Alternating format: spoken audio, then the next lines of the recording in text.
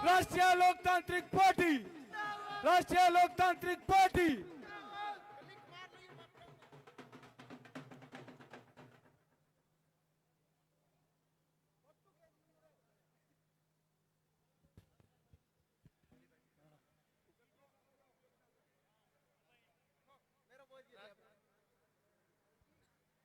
हमारे बीच में मेड़ता से विधायक इंदिरा देवी जी बावरी है। मैं चाहूंगा कि उद्बोधन स्टार्ट करेंगे, वो अपनी बात रखेंगे।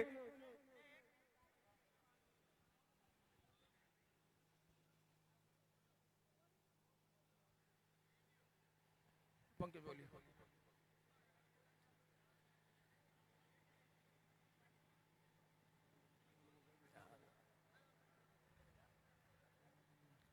नंदलाल अंकल जी, छगन जी स्वामी, ये आकर अपने मेड़ता से इंदिरा देवी बावरी जी का सोल उड़ाकर स्वागत करेंगे। छगन जी स्वामी, नंदलाल जी शर्मा, हाँ छोटी बहनें हैं, आ जाओ।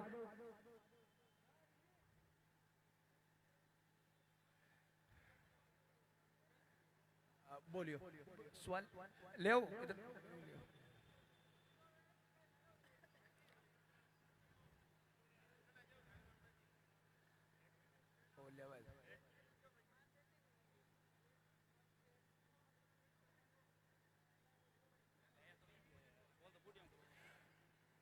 हमारी छोटी बहनें नागौर सांसद हनुमान जी बेनीवाल का स्वागत कर रहे हैं।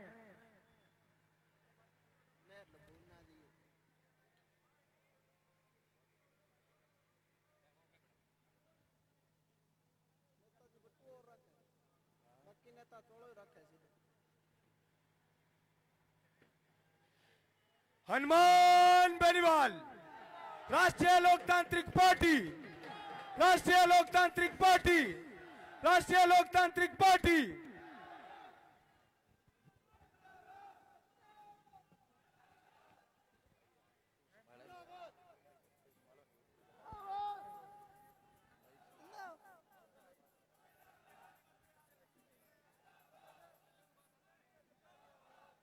सभी छोटी बहनें प्रिया जी मेघवाल का भी स्वागत करेंगे। सीताराम जी नायक का भी तिलक लगाकर स्वागत करते हुए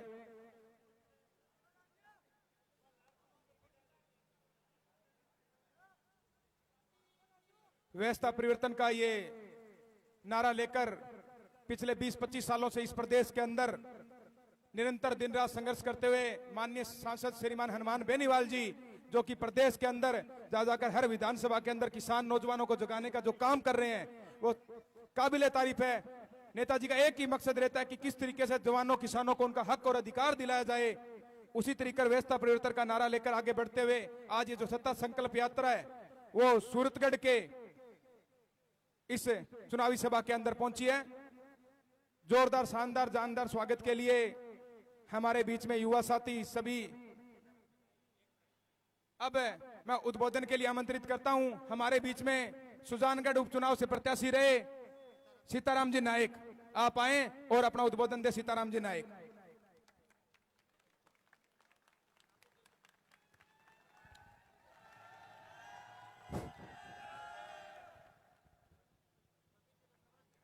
भारत माता की, राष्ट्रीय लोकतांत्रिक पार्टी जिंदाबाद, हनुमान जी बेनीवाल जिंदाबाद। आज आपके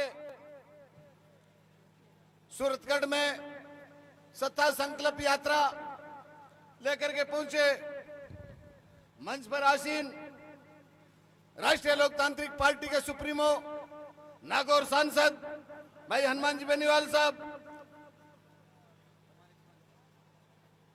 सम्मानित मंच, मेरे सामने विराजमान मेरे पिता तुल्य बुजुर्गों,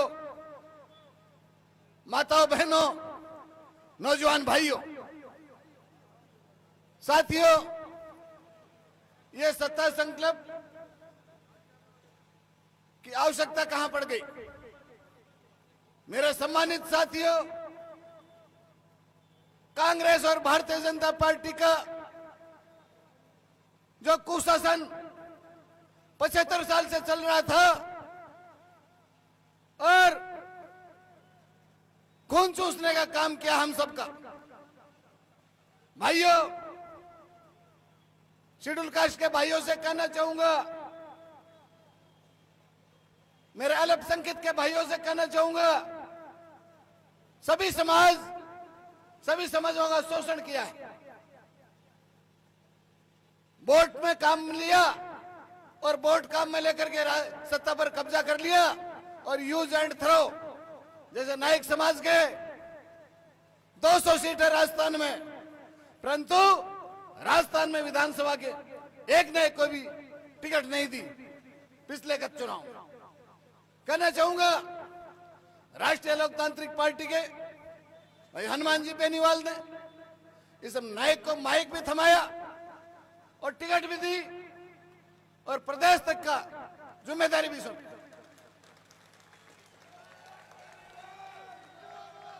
सम्मानित साथियों, आपको एक ही बात याद दिलाना चाहूंगा, ये कांग्रेस और भारतीय जनता पार्टी अपनी नहीं हो सकती। सम्मानित साथियों, जब कांग्रेस से दुखी होते तो कांग्रेस की लड़त निकालने के लिए भाजपा को वोट दे देते, भाजपा से दुखी होते तो कांग्रेस को वोट देते। आपका जीवन 75 साल रड़क निकालने में चले गए, आपके पास कोई तीसरा विकल्प भी नहीं। अब धन्यवाद दूंगा हनुमान जी बेनीवाल साहब को, आपके 36 कौम की आपके अपनी पार्टी बना करके आपके हाथों में दे दी। अब रड़क आराम से रड़क निकाल लो, दोनों पार्टियों को घर बैठा दो, राष्ट्रीय लोकतांत्रिक पार्टी के हाथ मजबूत करो। भाइयों, जब सरदार सर में नायक समाज की महिला थी, 20 नाखून निकाल लिए गए थे, उस समय राष्ट्रीय लोकतांत्रिक पार्टी काम में आई। गढ़साना में राजू नायक का मर्डर हुआ था, उस समय भी राष्ट्रीय लोकतांत्रिक पार्टी ही काम। दलित के, शोषित के, पीड़ित के जब जब भी कोई संकट में आते हैं, उस समय हनुमान बेनीवाल वहां पहुंचते या फिर हनुमान बेनीवाल के सिपाही वहां पहुंच जाते हैं। भाइयों, आपको ध्यान में रखना होगा कि आपकी अपनी पार्टी, आपको लोग भ्रमित करना चाहेंगे कि ये तो जाटों की पार्टी है, ये जाटों की पार्टी होती तो आज सीताराम नायक मंच पर थोड़ी दौड़ता। साथ में बहन इंदिरा बावरी भी है, जो बावरी समाज से है। प्रियंका सिंह मेघवाल समाज से है, जो राजस्थान ही नहीं, भारत में नहीं, विश्व में इन्होंने डंका बजाया, आपके बीच बैठी।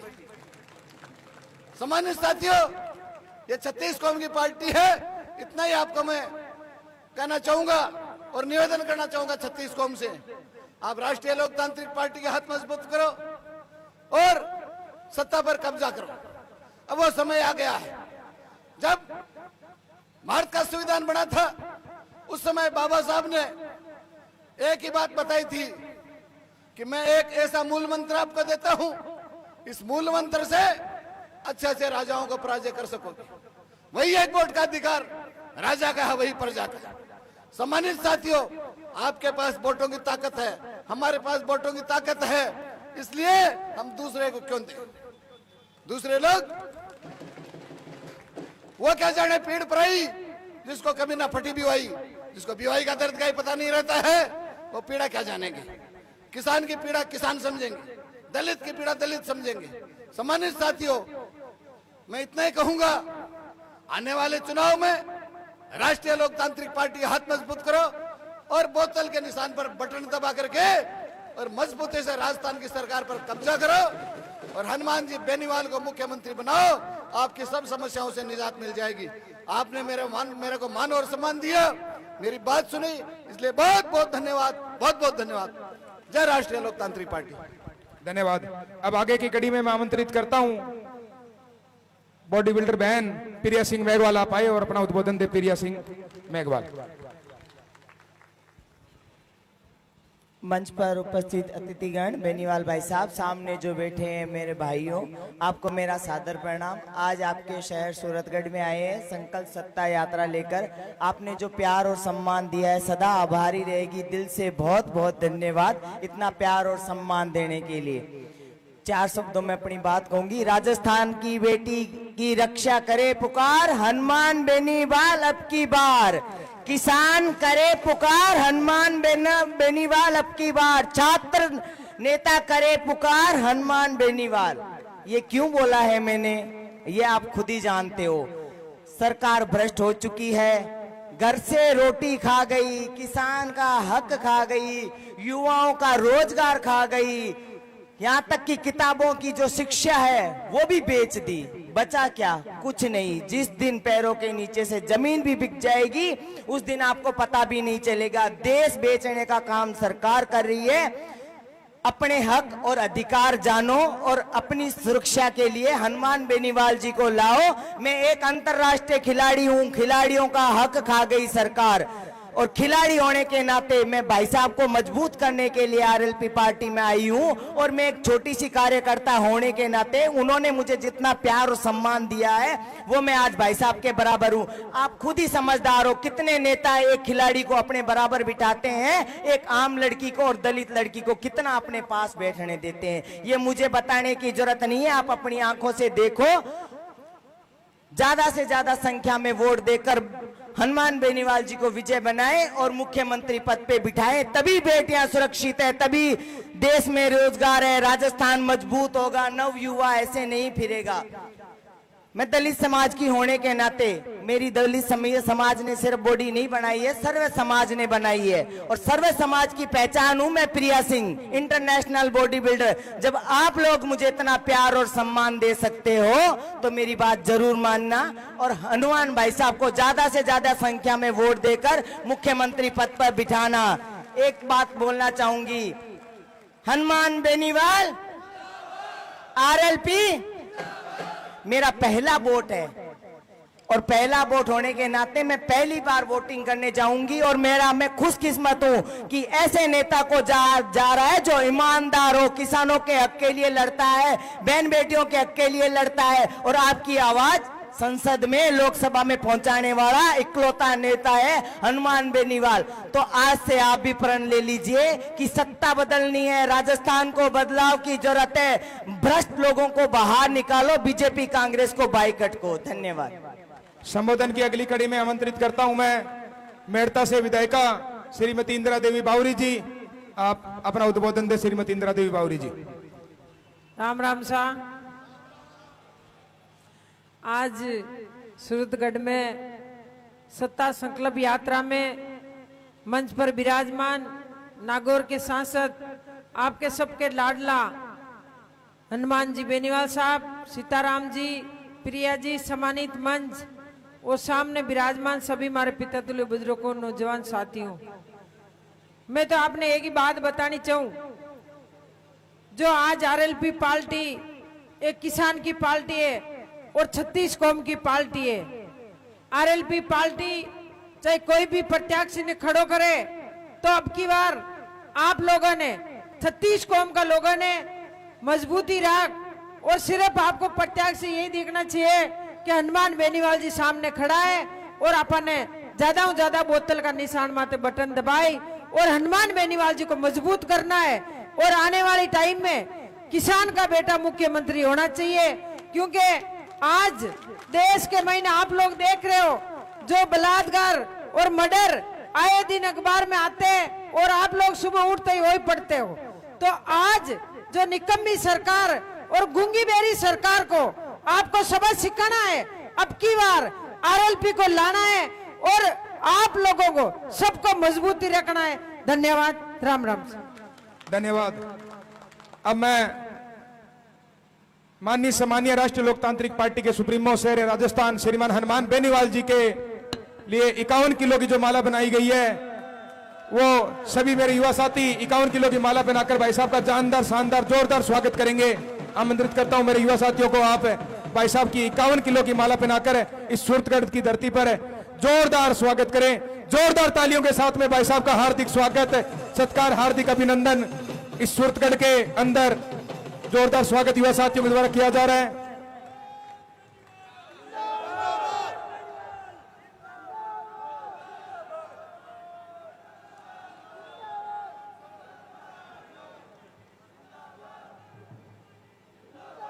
हनुमान बेनीवाल, हनुमान बेनीवाल। राष्ट्रीय लोकतांत्रिक पार्टी जिस तरीके से हनुमान बेनीवाल जी इस प्रदेश के अंदर बिना सोए, बिना रुके, बिना थके व्यवस्था परिवर्तन के नारे को लेकर आगे बढ़ रहे हैं, तो हम सबका भी कर्तव्य बनता है कि जिस तरीके से भाई साहब बेरोजगार युवाओं, किसानों, नौजवानों को उनका हक और अधिकार दिलाने के लिए निरंतर प्रयास कर रहे हैं, तो हम भी कंधा मिलाकर मजबूती से आने वाले विधानसभा चुनाव के अंदर बोतल के चुनाव चिन्ह को देखते हुए आगे बढ़े और भाई साहब के कंधे मजबूत करें और जिनको जो व्यवस्था परिवर्तन का जो संकल्प है उसको मजबूती प्रदान करें। अब मैं जो आप लोग पिछले 2-3 घंटों से इंतजार कर रहे हो, भाई साहब हनुमान बेनीवाल जी को आमंत्रित करता हूं कि आप आए और अपनी वाणी से हम सबको संबोधित करें। शेर राजस्थान उत्तर भारत के सबसे बड़े नेता माननीय सामान्य शेर हनुमान बेनीवाल। सूरतगढ़ के अंदर 2-3 जोरदार जयकारा लगाएं। राष्ट्रीय लोकतांत्रिक पार्टी आरएलपी, बोले तेजाजी महाराज की, राम साहब पीर की। उपस्थित मेड़ता की विधायक बहन इंदिरा बावरी, स्टार प्रचारक आरएलपी पार्टी के सीताराम जी नायक, छोटी बहन अंतर्राष्ट्रीय बॉडी बिल्डर प्रिया सिंह मेघवाल, छोटे भाई विजयपाल, राजपाल, पंकज, गोदारा जी, तमाम आरएलपी पार्टी का पूरा मंचासीन परिवार, उपस्थित मौजूद बुजुर्गों, नौजवान साथियों,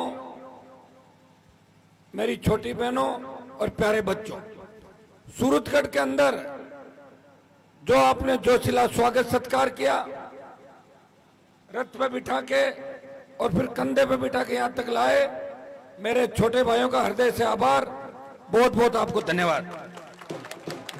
सूरतगढ़ और अनूपगढ़ जो नया जिला बन गया, पहले गंगानगर जिले का हिस्सा था, आज सत्ता संकल्प यात्रा अनूपगढ़, रायसिंह नगर और सूरतगढ़ क्षेत्र के अंदर थी। जिस जोश के साथ यहां के किसानों, जवानों ने, सर्व समाज ने मुझे आशीर्वाद दिया, यह तय है कि राजस्थान के अंदर इस चुनाव में किसी की आंधी नहीं चल रही है। अगर तूफान चल रहा है वो राष्ट्रीय लोकतांत्रिक पार्टी का तूफान राजस्थान के अंदर चल रहा है। भाइयों, इतना विश्वास दिलाता हूं कि नागौर, जोधपुर, बाड़मेर, जैसलमेर, पाली और जालौर जिले के अंदर आरएलपी कांग्रेस और भारतीय जनता पार्टी को पीछे पछाड़ देगी। वहां राष्ट्रीय लोकतांत्रिक पार्टी का तूफान चल रहा है।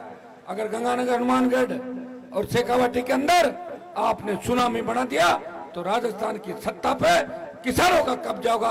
यह मैं विश्वास आपको दिलाने का आज आपके बीच आया हूं। सूरतगढ़ का इलाका, गंगानगर, हनुमानगढ़ का इलाका, यह नहरी क्षेत्र है। हमारे इलाके सूखे हैं, धरती का सीना चीर के वहां का किसान अन्न उत्पादन करता है, लेकिन यहाँ के किसान बड़े मजबूत जमींदार किसान हैं। यहाँ से पहले भी लगातार जब चाहे, जब निर्दलीयों को जिताया, जब चाहे, जब कांग्रेस भाजपा को यहाँ के लोगों ने हराया था। मैं आपको अपनी ताकत याद दिलाने आया हूं। अगर निर्दलीय जीत भी जाएंगे, कोई दूसरी पार्टी का जीत भी जाएगा, 1, 2, 3 की संख्या में होंगे, आपको एक तरफ वोट डालना है कि आरएलपी पार्टी का विधायक जीत कर सूरतगढ़ विधानसभा क्षेत्र से जाए, तो निश्चित रूप से हनुमान बेनीवाल की ताकत बढ़ेगी। और हनुमान बेनीवाल को सत्ता संकल्प यात्रा निकालने की आवश्यकता कहां पड़ी, इसके बारे में भी आपको बताना चाहूंगा। सत्ता संकल्प, व्यवस्था परिवर्तन।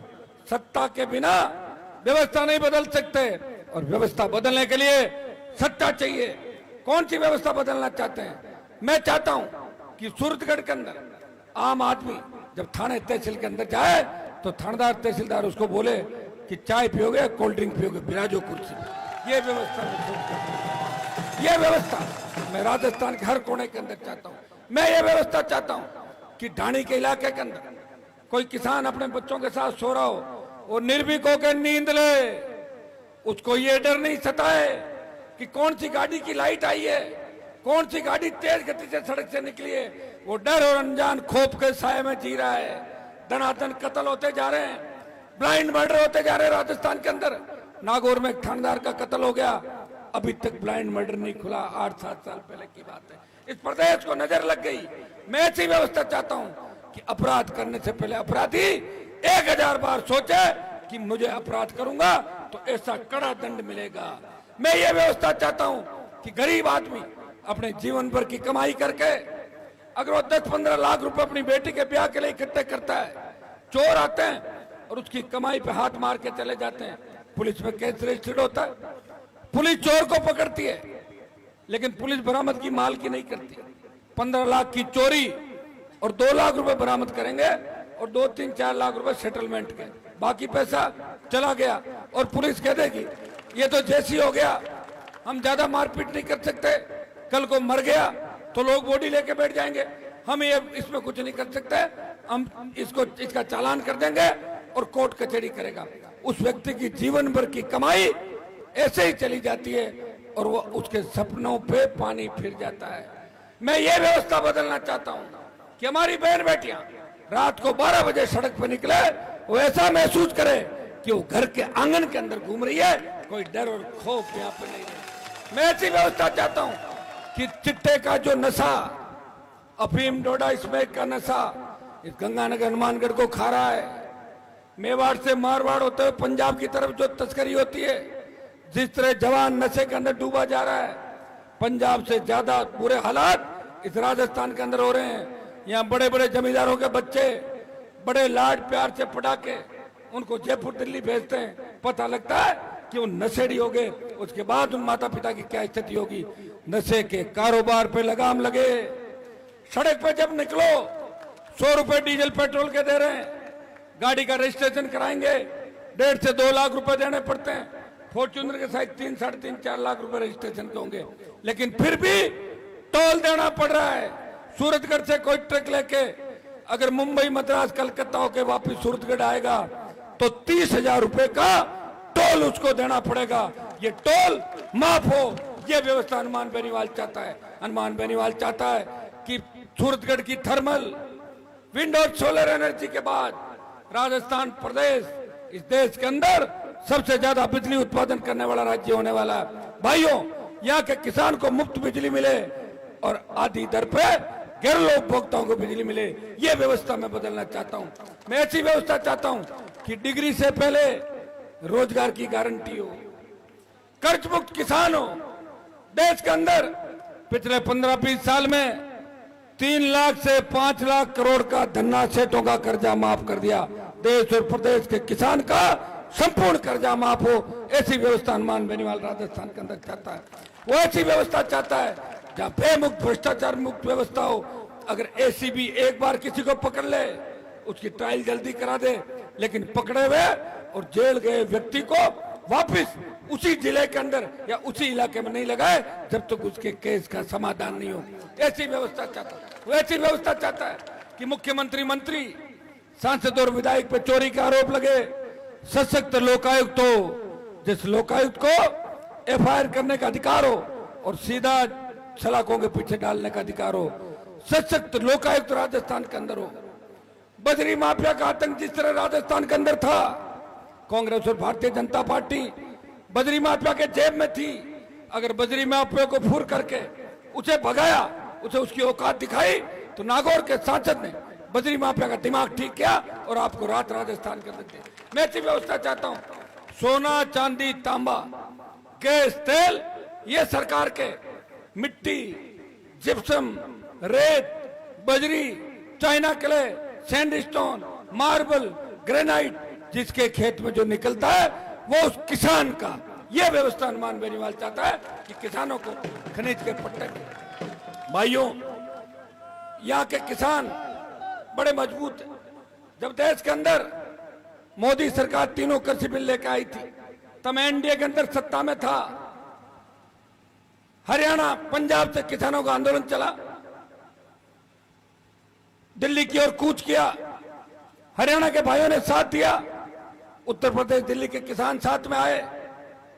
अकाली दल जो हिस्सा था बीजेपी का, लेकिन अकाली दल ने लंबे समय तक सरकार चलाई थी पंजाब के अंदर। पहले अकाली दल अलग हुआ, लेकिन हनुमान बेनीवाल की पार्टी सबसे देश की नई पार्टी थी। जब उत्तर भारत के किसान नेताओं ने कहा कि राजस्थान में किसान आंदोलन की सुगबुगाहट नहीं है, हलचल नहीं है, हनुमान जी आप अगर मोदी की सत्ता छोड़ दो किसानों की जीत हो सकती है। आप जयपुर दिल्ली का राष्ट्रीय राजमार्ग जाम करो।